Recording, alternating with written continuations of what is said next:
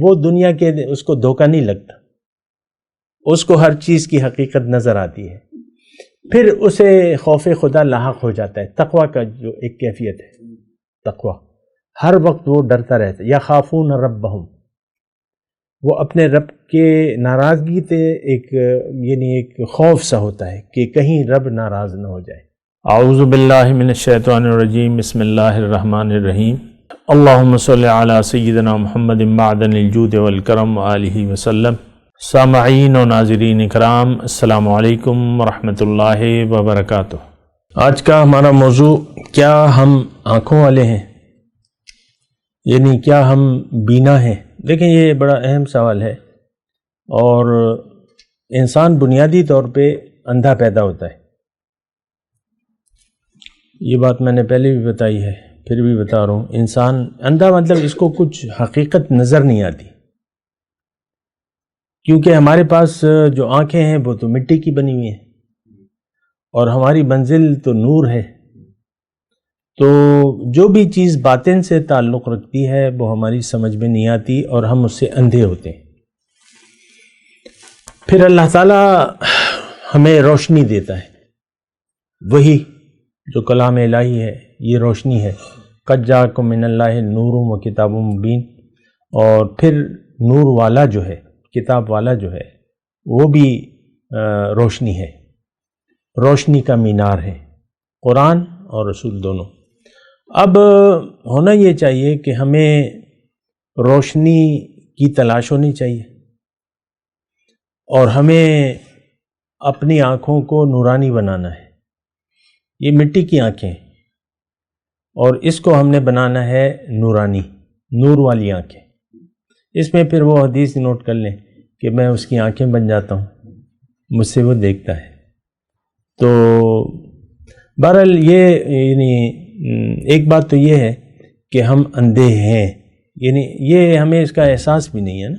عام طور پہ کسی بھی آپ شخص کو کیا کہ تم روحانی طور پہ اندھے ہو، تو وہ پہلے تو آپ کی بات کو نہیں سمجھے گا، اور پھر وہ اکثر لوگ ظاہر پہ لے لیں گے، وَلِذَّتَا تَرُونَ خِيَارَمَ، تو ہیں اندھے۔ یعنی انسان جب آ جاتا ہے نا، روح جب یہاں آ جاتی ہے تو یہ اندھی ہوتی ہے، بیمار ہوتی ہے، بے جان ہوتی ہے، اور بیمار ہوتی ہے۔ تو اس کو پھر شفا کی ضرورت ہوتی ہے، اس کو روشنی کی ضرورت ہوتی ہے، اور اس کو جان کی ضرورت ہوتی ہے۔ تو ایک بات تو یہ اعتراف اور اس حقیقت کا ہمیں ادراک کرنا چاہیے کہ ہم کیا حالت ہیں۔ دیکھیں، بعض اوقات مرض ہوتا ہے جسم میں، لیکن مریض کو پتہ نہیں چلتا۔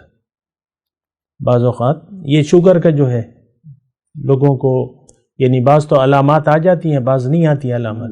کینسر ہے، اس کی علامات وہ اندر ہی اندر بڑھتا رہتا ہے، ہمیں پتہ ہی نہیں چلتا۔ تو وہ پھر ڈاکٹر کے پاس جاتے ہیں، وہ کہتے ہیں یہ تو آخری سٹیج ہے، اب تو کچھ نہیں ہو سکتا۔ تو ابتدا میں بیماری کی تشخیص ابتدا میں ہو جائے تو بہتر ہے۔ اگر ہم مان لیں کہ ہاں وہ چیز ہم سے پوشیدہ ہے جو کہ ہمارا مقصد ہے، تو پھر ہمیں تلاش ہوگی کہ بھئی وہ کیا چیز ہے۔ لیکن جب وحی آتی ہے، پہلی وحی جب آئی تو اس میں کیا تھا؟ علم بالقلم علم الانسان ما لم يعلم، قلم کے ذریعے اللہ تعالیٰ نے لکھنا سکھایا، تعلیم دی، اور انسان کو وہ علم دیا جو اسے معلوم نہیں تھا، ما لم یعلم، جو یہ نہیں جانتا تھا۔ تو بہرحال یہ ایک بات جو ہے۔ اب یہ ہے نا کہ یہ جب اب سوال یہ ہے کہ ہماری آنکھیں جو ہیں نورانی بنیں گی کیسے؟ اچھا، اس سے پہلے کہ میں اس کا جواب دوں کہ بنیں گی کیسے، میں آپ کو یہ بات بتاؤں کہ وہ آنکھیں جب نورانی ہو جاتی ہیں تو پھر اس پہ یعنی اشیاء کی حقیقت کا پتہ چل جاتا ہے۔ ویسے تو پردے ہیں نا، اللہ تعالیٰ کی طرف تو پردے ہیں، 70,000 پردے ظلمت کے ہیں، 70,000 پردے نور کے ہیں، ظلمات ہیں۔ اللہ ولی الذین آمنوا یخرجہم من الظلمات الی النور، اللہ تعالیٰ مومنوں کا دوست ہے، اس کو اندھیروں سے روشنی کی طرف لے جاتا ہے۔ تو جب آنکھیں یعنی آنکھوں میں آپ وہ سرما ڈال لیتے ہیں بینائی کا اور آنکھیں روشن ہو جاتی ہیں، تو آپ کو جو بھی حقیقت ہے اس کا پتہ چل جاتا ہے، یعنی اشیاء کی حقیقت کو دیکھتے ہیں۔ تو اس میں ایک وہ صحابی کا ایک واقعہ ہے، مدینے کا واقعہ ہے۔ حضور صلی اللہ علیہ وسلم نے ایک صحابی سے صبح کے وقت پوچھا کہ کیف اصبحت یا فلاں، اے فلاں تم نے صبح کس حالت میں کی؟ تو اس نے کہا کہ میں نے صبح جو ہے ایمان کی حالت میں کی ہے۔ تو حضور صلی اللہ علیہ وسلم نے پھر اس سے پوچھا کہ تمہارے ایمان کی حقیقت کیا ہے؟ ہر چیز کی حقیقت ہوتی ہے۔ تو وہ کہہ رہے، اس نے کہا کہ حضور میں جب بازار جاتا ہوں تو مجھے جو بھی بازار میں ہوتا ہے مجھے پتہ چل جاتا ہے کہ یہ جنتی ہے یا دوزخی ہے۔ پھر مٹی اور سونے میں مجھے کوئی فرق نہیں نظر آتا، یعنی ایک سے نظر آتے ہیں، مٹی اور سونا مجھے ایک سا نظر آتا ہے۔ تو پھر حضور صلی اللہ علیہ وسلم نے ان کی آنکھوں کی تعریف کی کہ تمہاری آنکھیں کام کر رہی ہیں، تمہیں پتہ چل رہا ہے کہ کون جنتی ہے کون دوزخی ہے، اور مٹی سونا تو مٹی ہی ہے، تمہیں پتہ۔ تو اس میں یہ ہوتا ہے کہ آپ کو حقیقت کا پتہ چل جاتا ہے۔ اور اشیاء کی حقیقت، یہ آدم علیہ السلام کے واقعے میں بھی آیا تھا کہ آدم کی فضیلت بحیثیت علم ثابت ہو گئی نا جب آدم کا وعلم آدم الاسماء كلها، آدم کو میں نے تمام چیزوں کی حقیقت بتا دی۔ تو بہرحال تو میں آپ کو کہہ رہا ہوں کہ جب آنکھیں مل جاتی ہیں آپ کو تو ایک تو آپ کو سکون آ جاتا ہے، اطمینان آ جاتا ہے، آنا چاہیے کہ جن حالات میں میں ہوں بس ٹھیک ہے۔ اور یہ ایک امتحان ہے، زندگی کو تو ہم امتحان نہیں سمجھتے نا، پھر مومن جو ہے وہ امتحان سمجھتا ہے، کیونکہ اللہ تعالیٰ نے قرآن میں فرمایا کہ نبلوکم بالشر والخیر فتنہ، میں تمہیں آزماؤں گا، اچھی حالت میں بھی ہو بری حالت میں بھی۔ تو جو حالت بھی اس پہ بھی آتی ہے تو یہ پریشان نہیں ہوتا، کیونکہ وہ اللہ تعالیٰ کی طرف سے ہوتی ہے۔ تو بہرحال یہ سارے معاملات تو اللہ تعالیٰ کے ہاتھ میں، تو ایک تو پریشانی آپ کی ختم ہو جاتی ہے۔ سوال تو یہی تھا نا کہ آنکھوں والا جو ہوتا ہے اس سے کیا، ان کو کیا نظر آتا ہے؟ تو ان کو حقیقت نظر آتی ہے۔ حضور صلی اللہ علیہ وسلم دعا فرمایا کرتے تھے کہ اللہ تعالیٰ مجھے یہ اشیاء ایسی دکھا جیسے کہ وہ ہیں۔ تو ابھی تو ہم ظاہر کو دیکھ رہے ہیں، میں عورت ہوں، میں مرد ہوں، میں لڑکا ہوں، میں لڑکی ہوں، میری عمر اتنی ہے، میں بڈھا ہوں، میں جوان ہوں۔ ابھی تو میری عمر ہی کیا ہے؟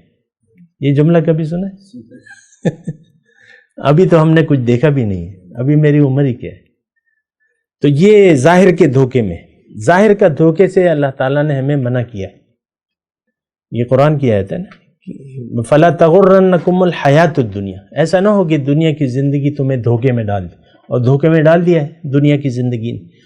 تو جو مومن ہے وہ دنیا کے اس کو دھوکہ نہیں لگتا، اس کو ہر چیز کی حقیقت نظر آتی ہے، پھر اسے خوف خدا لاحق ہو جاتا ہے۔ تقویٰ کا جو ایک کیفیت ہے، تقویٰ ہر وقت وہ ڈرتا رہتا ہے، یخافون ربہم، وہ اپنے رب کے ناراضگی تے ایک یعنی ایک خوف سا ہوتا ہے کہ کہیں رب ناراض نہ ہو جائے۔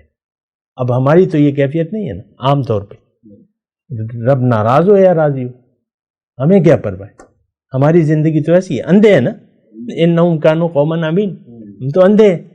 اللہ کی رضا اور ناراضگی کی ہمیں کوئی ذرہ برابر پرواہ نہیں ہے۔ نافرمانی اور اس پر اصرار ہمارا خاصہ ہے، کیونکہ ہماری آنکھیں نہیں ہیں، ہم کچھ دیکھ نہیں پا رہے۔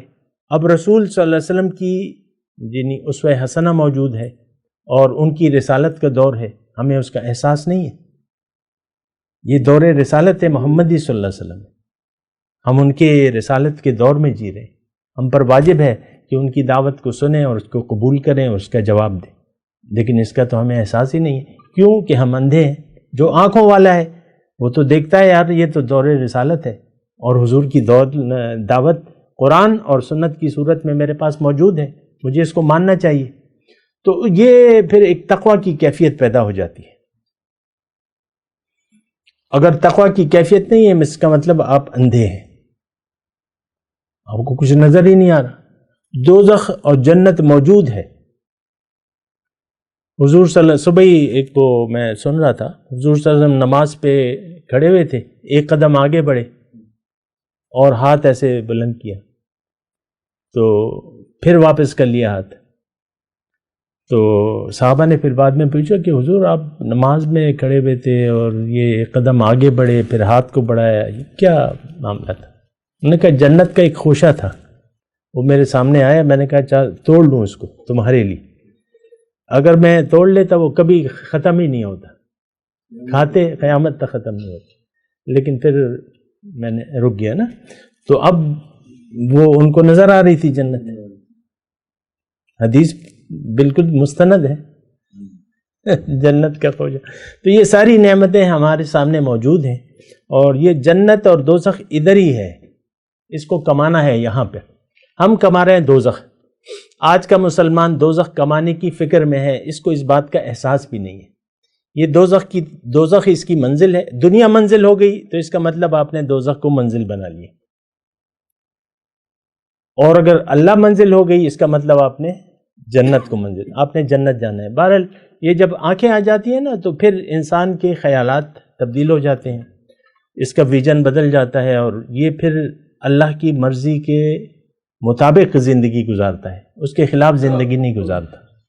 تو یہ بڑا فرق ہے۔ وآخر دعوانا ان الحمدللہ رب العالمین۔ مولاي صل وسلم دائما ابدا على حبيبك خير الخلق كلهم